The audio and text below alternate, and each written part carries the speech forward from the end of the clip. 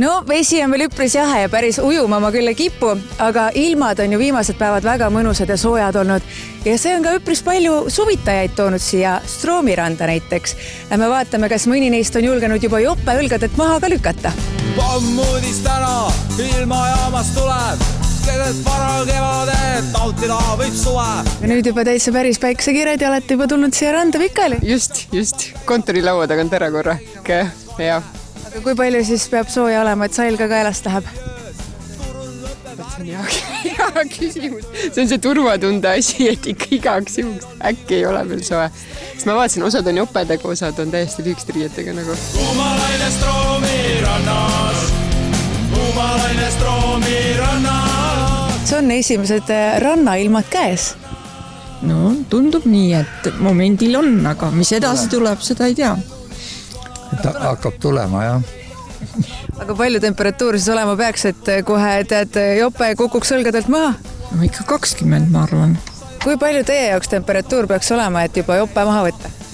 Ei, no praegult võiks juba maha võtta. Ja siin on paljud inimesed, kes on juba päris paljalt niimoodi. Meesterahvad eriti ja siis, kui on seal ühe sõnaga veel põõsad ka, siis põõsaste varjus, nii et ei mitte mingisugust probleemi. Rannas oli tõesti näha ka neid, kellel juba särk maha lennanud ja puude varjus esimesi päikesekiiri salvestasid. Vesi on paraku veel 5-6 kraadi, seega sinna ei näinud täna inimesi isegi jalgupidi minemas. Synoptikud toovad aga pühade nädala lõpuks väga häid uudiseid. Kena kingitus muidugi.